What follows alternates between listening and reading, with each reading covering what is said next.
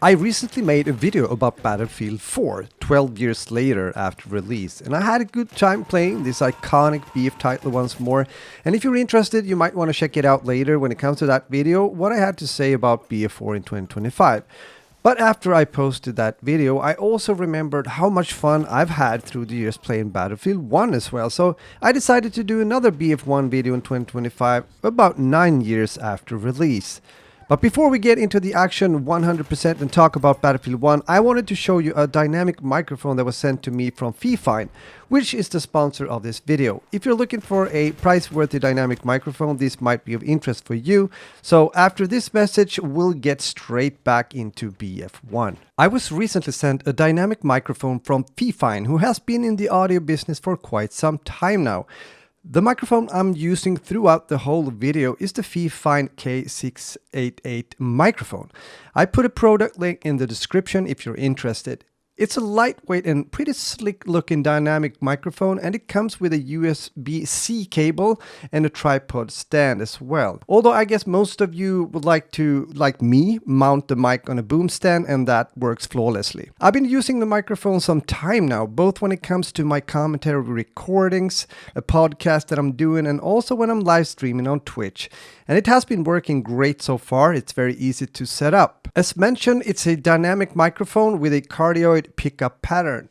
So it has both USB or and XLR interfaces. The USB connection that I have been using foremost is friendly, especially if you don't have any further equipment like an audio interface or a mixer. And the plug and play method is very convenient, and it's compatible both with Windows, as I'm using, playing on PC, PS4 and PS5, and also Mac OS. On the other hand, the existence of the XLR interface provides the possibility for function upgrades. That might be something I will look into in the future. The microphone is equipped with a 3.5mm latency-free headphone jack for any recording application. There's also two physical gain dials under the microphone that helps you maintain the consistency of the sound quality on the streaming. It also has a tap to mute button, something that is very convenient, especially as mentioned when I'm streaming and similar. So if you're interested, check out the microphone when it comes to the production link in the description. Now back to the video.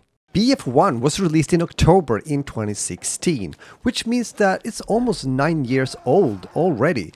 This was a game that I played a lot with different friends and family members even, having a good time in this greedy World War I setting, and also maybe the most immersive Battlefield game I've ever played. This is the time when the DICE developers had gathered a lot of common knowledge and an expertise, if you will, when it comes to what makes a Battlefield game and a good game as well. So they took that, they merged it into BF1, and after all their previous experiences launching both BF3 and BF4, both games having their own new versions also of the Frostbite engines, which made a difference, of course, a distinct difference compared to the early BF titles and graphics. For example, Bad Company 2, which of course was a game that is still very, very good, and a game that I adored back in the days in so many ways.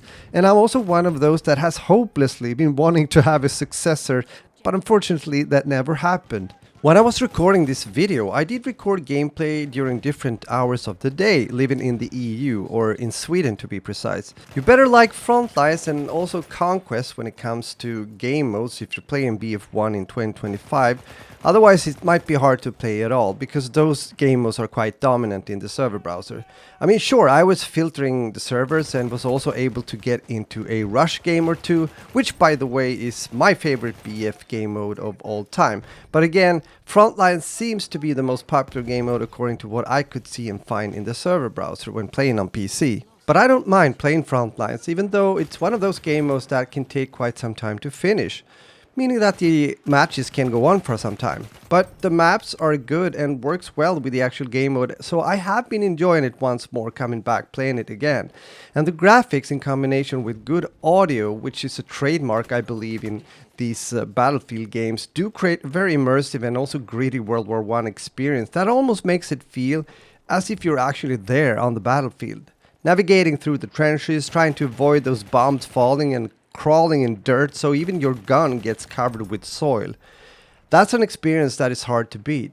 No surprise then that BF1 won several prizes and was awarded for some as well. such as the Games Critics Awards, Best of E3 2016, Best Action Game, and the Gamescom Best Action Game Award in 2016, just as an example. The gunplay feels satisfying in BF1 no matter what class you're using, and as always in a Battlefield game, team play is of course key if you're aiming for to actually win a game or a match. In 2025 you're also able to buy BF1 quite cheap. I've seen people making comments saying that they've gotten BF1 but also BF4 or in BF5 for only a few bucks each, which is an amazing price for such good games and content. When looking into the Steam charts, BF1 has been lying pretty steadily around the 6, 7 and 8k mark the last year when it comes to average players. The last 30 days there's been around 7k players on average, and player numbers that many developers just wish they had, especially considering that it's a game that is almost 9 years old as mentioned earlier. Remember also that we have PC gamers playing BF1 using the EA launcher, and that adds up as well. And on top of that, the console versions when it comes to PS4 and Xbox One. So you can definitely still join in matches when it comes to playing on PC at least. And I do have a feel that it also goes for consoles as well in 2025. Remember though that BF1 does not have a crossplay feature. So could BF1 be a game that you play in 2025, and maybe even as a main game? I would say yes, at least if you don't mind playing a game that doesn't have any new progression, so to say, meaning new content added. But the core game and gameplay is so good, and it has been standing the test of time really well, so that it's hard to ignore this kind of a game, meaning BF1 in 2025. To be honest, there aren't many new shooters or FPS games out there that can match the experiences you're able to get when playing BF1. When BF3, BF4 and BF1 was made, DICE was peaking due to their knowledge among the dev team at that point of time, so it's a pity if you, as a dedicated FPS gamer, do miss out on this kind of experience, even though you might not be a Battlefield fan at heart. It's a game that is simply put better than many other games out there. So if you are a young gamer, let's say, and you weren't around playing BF1 in 2016, there's still a good opportunity for you to try out BF1 in 2025. Especially also since you can get the game for just a few dollars or euros nowadays. I'm personally glad that I can go back and play some of the games that I've enjoyed the most through the years, being someone that have played FPS games for around 20 years now. Even if games such as BF1 aren't as populated as before, which isn't expected, there's still a core community around these OD titles that makes sure that the servers are still up and running.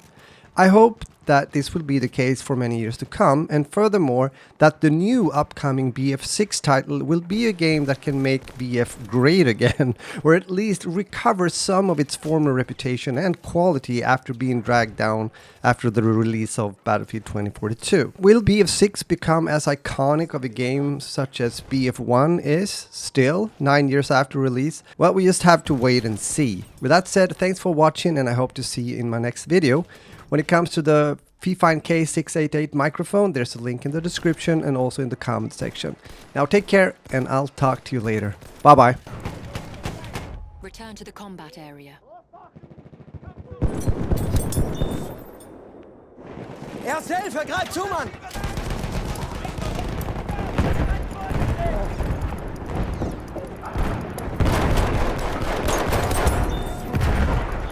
Hier, erste Hilfe.